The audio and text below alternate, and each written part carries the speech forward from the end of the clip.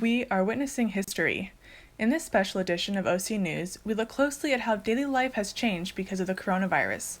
From education to unemployment, from a virtual standstill of the economy to church communities finding virtual ways to stay engaged. It's all ahead on OC News.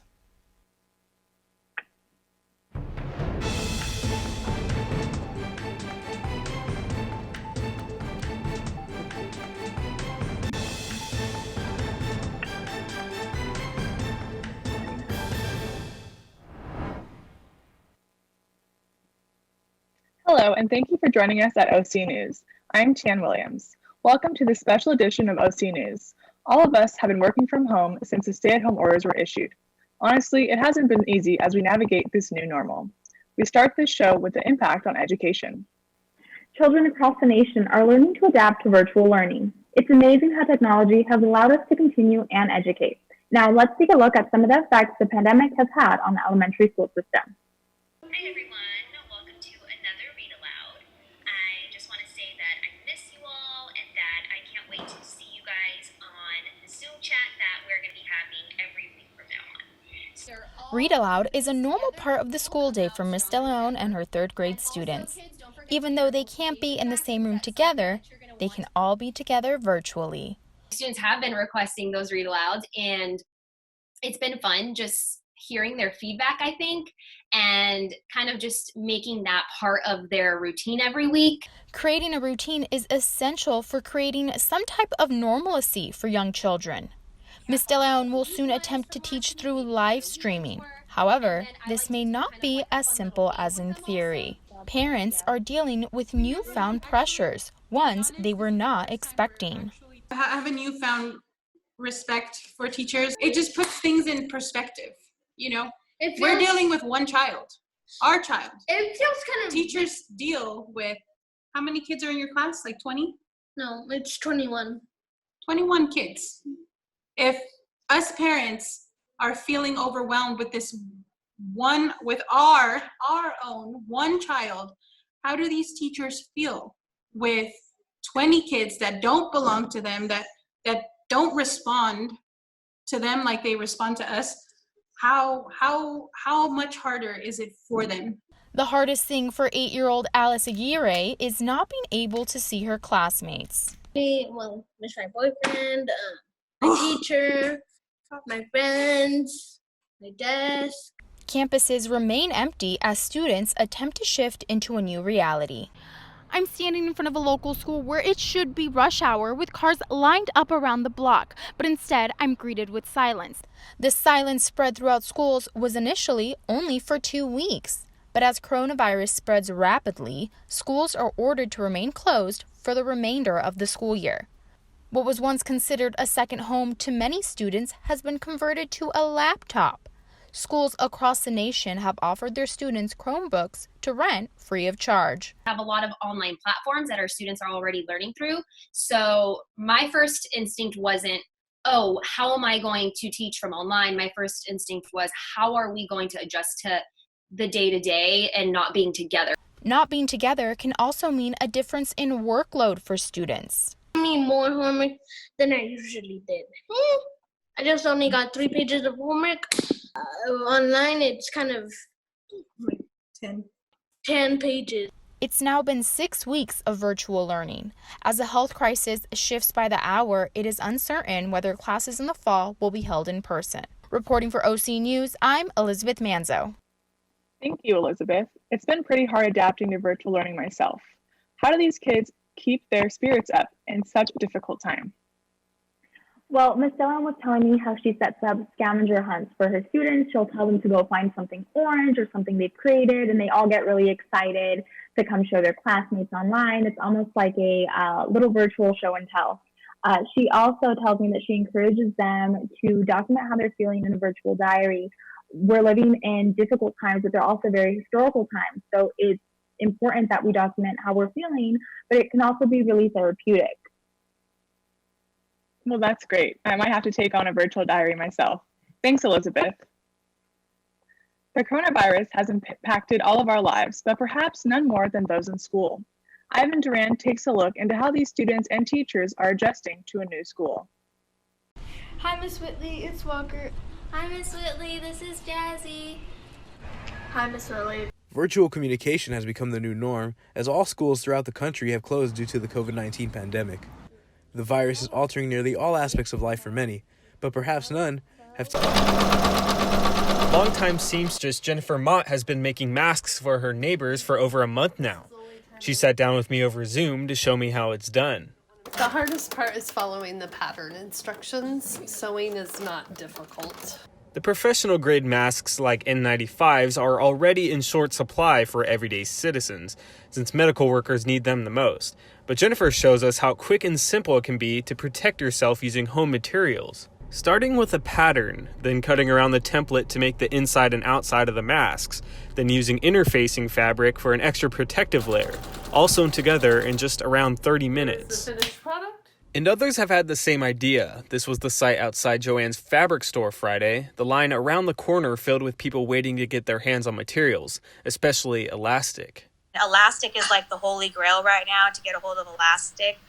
Jennifer Anastasi is like thousands of other women in the Facebook group North OC Masks for First Responders, spending hours a day after her regular job to make masks for those on the front line of the virus. 24 days ago, I didn't know how to thread a sewing machine or how to run a bobbin. The group was founded in mid-March, quickly growing into a large community of nearly 1,700 members. They get fabric donations and sew on average 2,000 masks a day.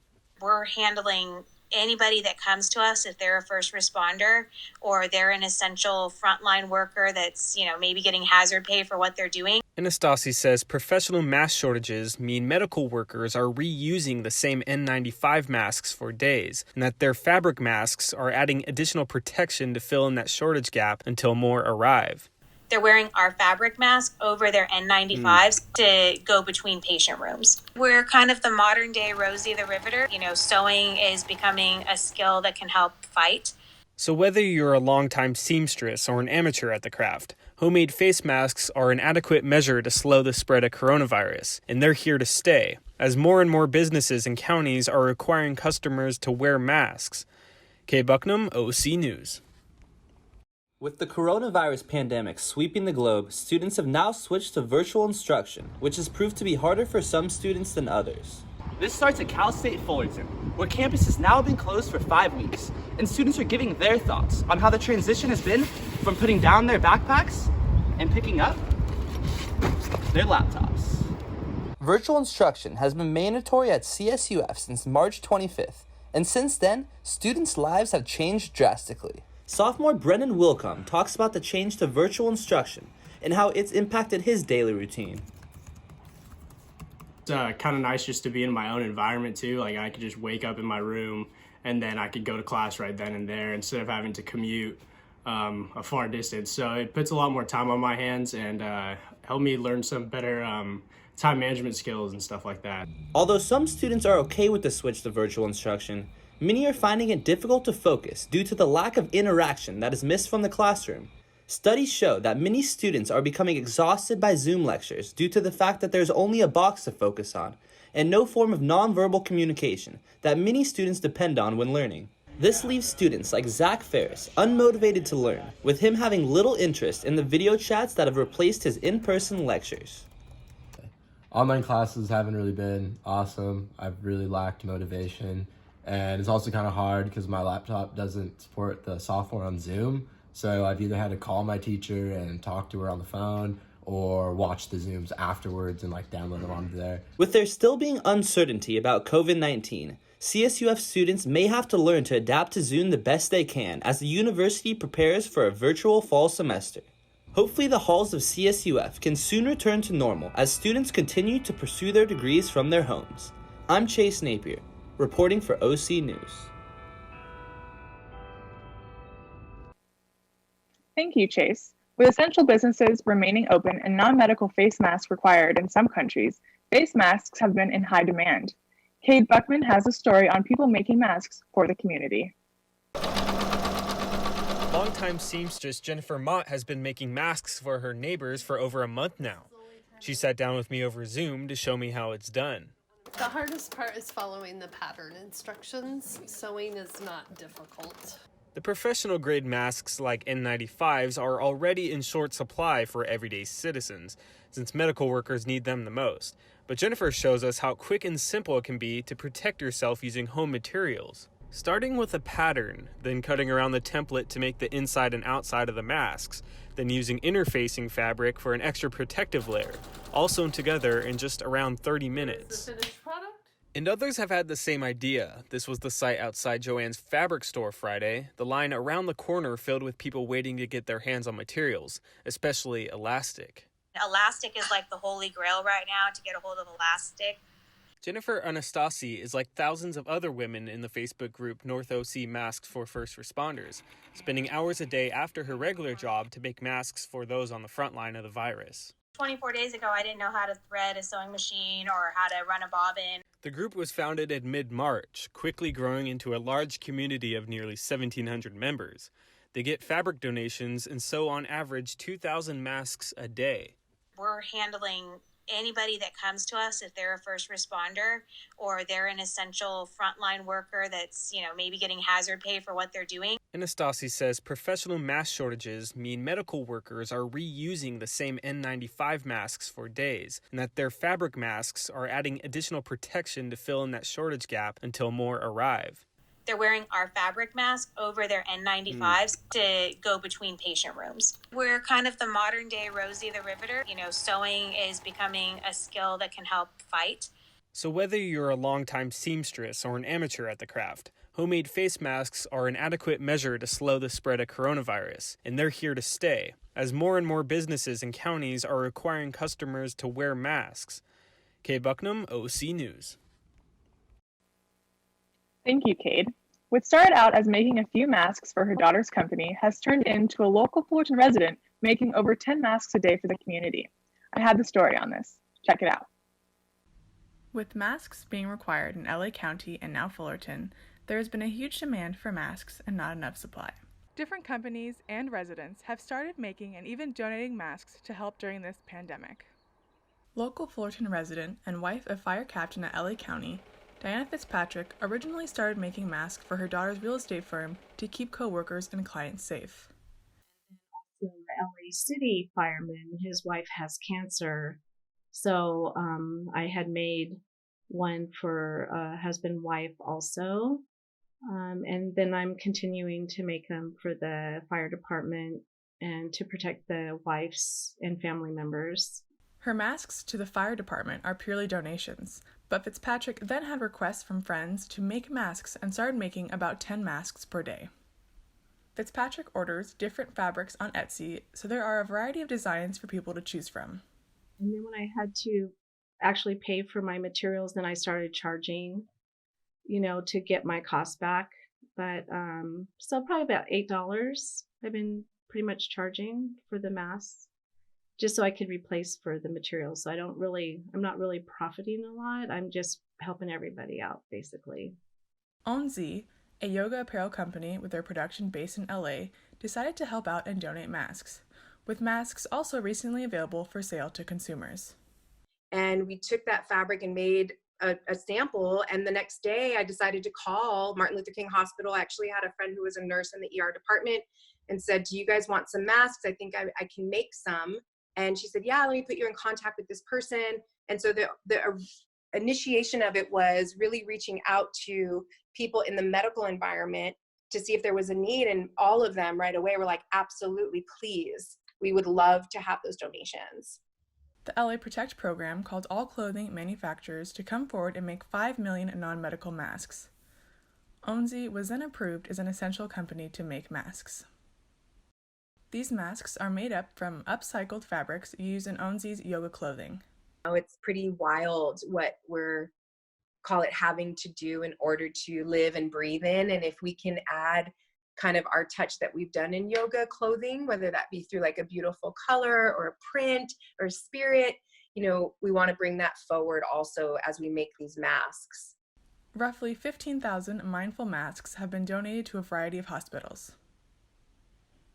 I'm Tian Williams for OC News. Coming up, as protests and plans to reopen the economy continue, some in the medical community worry about a spike in COVID cases. and more workers are being let go or furloughed. We'll talk to some of these workers and the business owners who were forced to close. All this and more. If you love music, this is for everyone. It doesn't matter what major you are.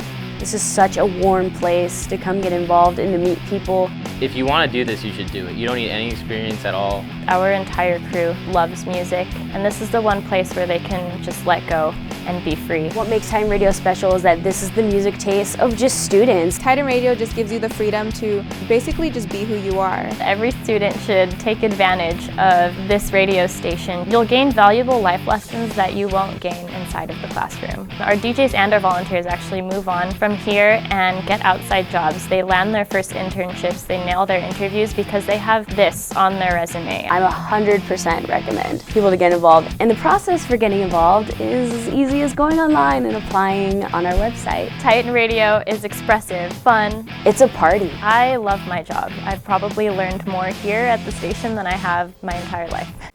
Welcome back. The economic argument has won out over public health concerns as many states begin allowing employers to throw open their doors and call employers back to work. Public health experts are concerned the openings may be premature and could lead to a second wave of infections. Anti-lockdown protests have put some pressure on governors to reopen as federal guidelines expire. But experts warn that early state reopenings could hinder the economic recovery in the long run. Our reporter Jay Elder has more on the story. Against the recommendations of health officials, several states will begin loosening their social distancing guidelines this week. With varied measures, 30 states will be partially reopening by the start of the weekend. There's no doubt in my mind that when you pull back mitigation, you're going to start seeing cases crop up here and there. And if you're not able to handle them, you're going to see another peak, a spike. The United States has 33% of global coronavirus cases and leads the world in total deaths. Though after just over 45 days, President Trump announced last week that federal social distancing guidelines will not be extended. He instead threw responsibility onto state governors to decide whether to reopen their states or not. For anyone to declare mission accomplished means that they're turning a blind eye to the fact that over 600 people have died in the last 72 hours. But at 1.2 million cases, the country still does not have the necessary resources to combat the spread of the virus, much less reopen. Many states that are set to reopen have seen recent upticks in coronavirus cases, while still facing shortages of personal protective equipment and testing kits. We do not have all the testing capacity we need. This is still one of the biggest problems in this whole horrible crisis we've been through. The federal government has still not led the way on testing, even at this hour. We do not have the lab capacity we need to get to the kind of level of testing, tens of thousands, even hundreds of thousands a day is what we really need. So this is going to be a struggle. Since public health guidelines halted the economy, unemployment numbers have reached record highs with more than 30 million Americans filing for unemployment benefits. Many families cannot count on the benefits and the one-time recovery check passed in the first stimulus package in March, sending them to food banks and donation sites for help. We will run out of food today. There's no question. We packed for 1,200 bags. There's probably easily 700 more people in line after that. In response to the prolonged shutdown, anti-lockdown protests have been popping up around several state capitals, with some seeing protesters arrested in violation of social distancing rules, and groups in other states reaching as far as the front doors of their governor's office.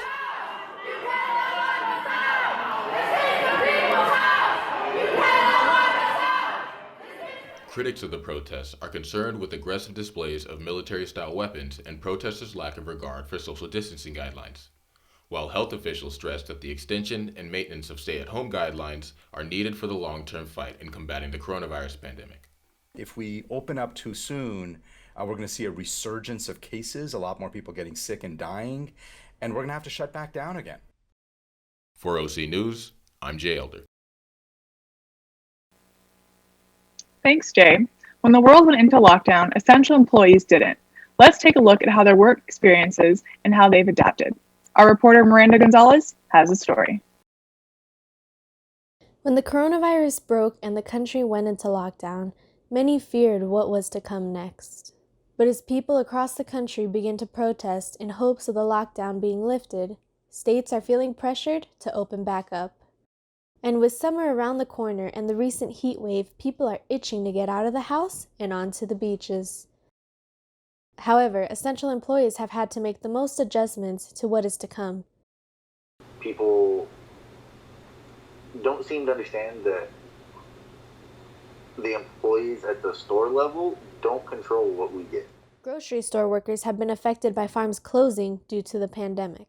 People think we're blatantly not ordering things, not, trying to get everything in, and, they get upset, and we're just there like, we're doing what we can. I also spoke with Amazon Essential employee Maria Castro on the new normal way of working. With Amazon, they're very strict. As soon as you enter the building, you have to have a face mask, and if you don't, luckily they provide you with a daily one. But once you walk in, there's this big machine that you have to walk through, and it's basically a temperature scanner. And there's a security guard letting you know that if your temperature is good or not, and if it's borderline, you have a fever, they set you aside and take you to get another reading, and then they send you home. With some states beginning to reopen and other states just days away from reopening, the world doesn't know what to expect with the novel virus. What we do know is we must continue to stay safe and follow all social distancing measures as we prepare for the new normal. This is Miranda Gonzalez reporting for OC News. Unemployment has been a focal point during the COVID-19 pandemic, as many Americans are stuck without work.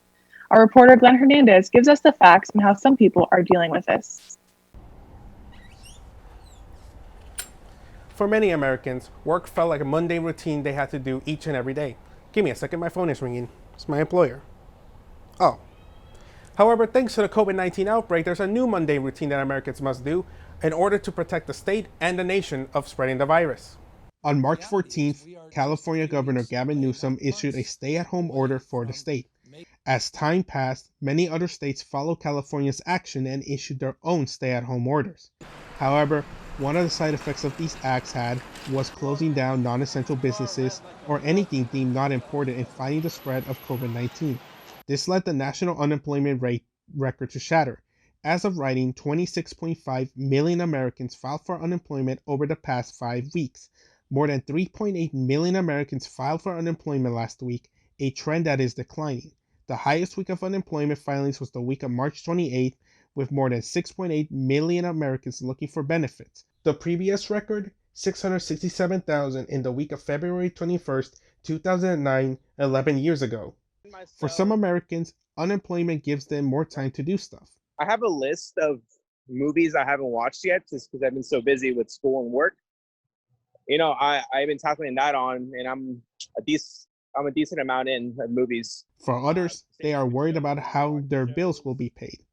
Oh, here we go. We're giving you this furlough. We're not telling you exactly how long. We're not telling you anything else. And you can imagine how everybody would be stressed out on how are we going to pay the bills. While the $1,200 stimulus checks have been rolling out, some states are also doing all they can to help their residents. Those unemployed in California have seen various options to get financial help, such as a $600 a week boost via unemployment. While the new normal is still far into the future, those who have been laid off will still be a valid asset to the economy thanks to the efforts of the state and the nation. Reporting for OC News, Glenn Hernandez. We are nearing the end of Phase 1 reopening plan for the state of California, hopefully by this Friday. However, dental offices all over are feeling the bite from coronavirus. Many have been forced to shut down since March. Our reporter Dolores has the scoop. That we direct a statewide order for people to stay at home. That directive goes into force and effect this evening. The COVID-19 or coronavirus pandemic as we know it has shook the world to its core. Many businesses, both essential and non-essential, have felt the effects of COVID-19 and its consequences. With California's executive stay-at-home order, many non-essential businesses have been forced to close, and many essential businesses, particularly those in the medical and dental industries, are facing tough choices, whether to stay open and expose their employees and patients, or to stay closed and not being able to treat their patients while losing revenue. For this small business, the effects of COVID-19 and the business closure has been yet another hard hit. My name's Dr. Karen Gwynn. I'm an orthodontist in Pasadena, and I'm here to explain a little bit about what the pandemic has done to myself, my practice. It's been basically devastating. I had a staff of 20 plus, and we've been shut down. I can't service the patients. Many medical and dental specialty centers have been hit with the hard fact that they had to close down immediately due to Governor Newsom's mandatory shutdown. This means that many patients who may be in the middle of treatments have now transitioned into virtual appointments. But also for our patients. Our patients are really concerned about their treatment. When are they going to be seen again?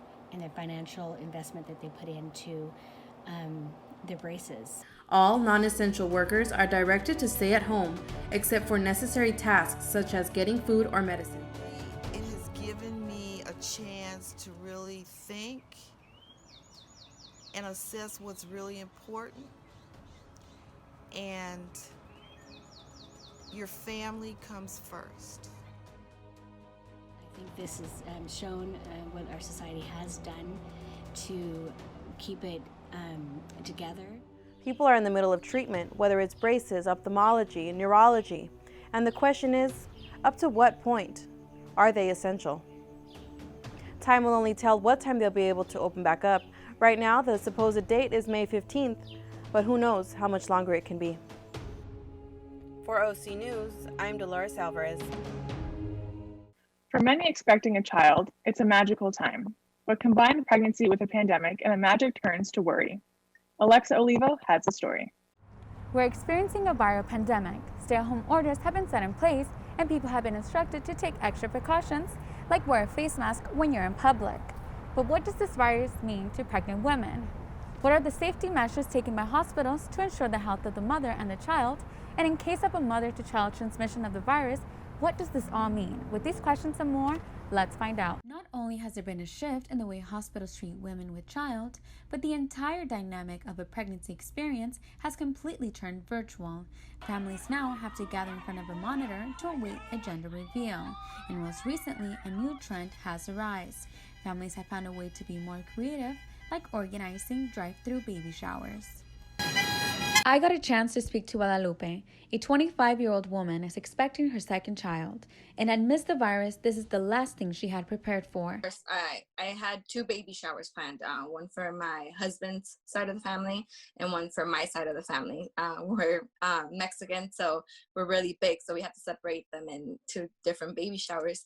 So both of them were canceled. I work in healthcare, and if I was exposed myself, I didn't want to expose anybody else in my family, especially the elder people or anyone. I have a niece that has really bad asthma. Not only does she have to worry about buying baby essentials last minute, but she has to worry about her delivery days since the labor process is constantly changing in hospitals due to the pandemic. Okay. So currently we are still allowing one visitor with the patient during labor. Mm-hmm. The one visitor that's allowed to come is the one visitor that stays with them the whole time. So there's no switching. It's not one person at a time. It's just one person for the whole labor. That means labor, delivery, recovery, all the way till they go home. Although there's not enough studies surrounding the transmission of the virus from mother to child, the risk of passing the virus still remains low. In the case that the mother shows COVID symptoms on the day of delivery, there will not be skin-to-skin contact with the newborn within 48 hours. A week after I interviewed Guadalupe, she welcomed her baby boy Austin, and I got a chance to get an update. Everyone's been calling me every day just to check up on us. Of course, my mom and my dad, and they get to take little pictures to screenshot, and yeah, that's how everyone's been meeting Austin. Yeah, but hopefully this is all over soon and we get to do a little welcome to Earth, baby. That is all I have for today. I am Alexa Olivo with OC News. Now back to you. Coming up after the break, we'll take a look at 2 different kinds of public gatherings that fall on different phases of California's reopening plan.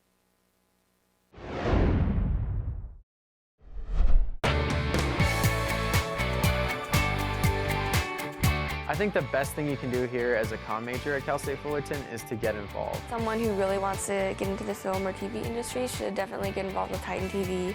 What you are learning in your classes, you can be learning 10 times faster. Any position you can think about in a studio, you could try here.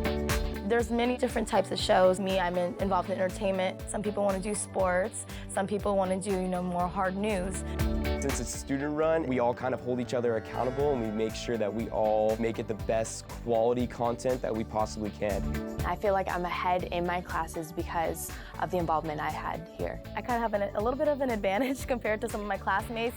I would say the best way to get involved is come down to the Titan TV studio and volunteer. It's in the basement of the library. Once you do get involved, you won't regret it. Fill out an application and get started.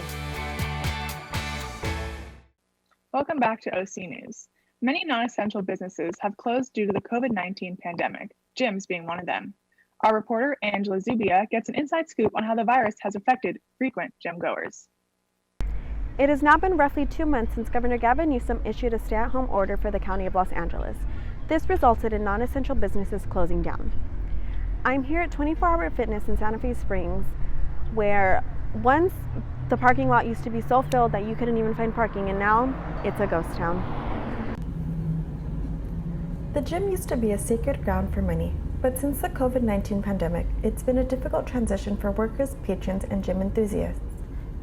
Gyms like 24 Hour Fitness have temporarily closed all locations and are offering online training to keep you active while staying home. COVID-19 has affected fitness trainers, and it's unsure as to whether or not things will go back to normal once everything dies down. My boss reached out to all of us individually and said that basically that we were getting laid off, and just like the step-by-step process on how to file for unemployment and all that. So one thing that's keeping fitness trainers like Sarah afloat is her home gym. She still assists her clients as much as she can while keeping a social distance. Her words of encouragement should motivate those who aren't currently working out to keep going. it's just the motivation's only going to last so long, and it's just more, it comes down to more discipline. You have to really want it. Some people simply create little workout stations at home or take a stroll through their neighborhood. We have a little workout station in the back that we've been doing a couple times a week. She bought a new stepper off Amazon that she does with her Beyonce homecoming videos, and riding bikes. And yesterday we ran the 3K. So we've been trying to stay active, and we got a dog that has a bunch of energy. So yeah, we've been doing a lot of outdoor riding our bikes. That's the best, because I feel like we're able to enjoy the neighborhood we live in now. Hopefully soon enough things go back to semi-normal and we can continue living a normal life. I'm Angela Zubia for OC News. As states reopen, gyms are among the type of businesses that plan to open in the third phase of California's 4-phase reopening plan.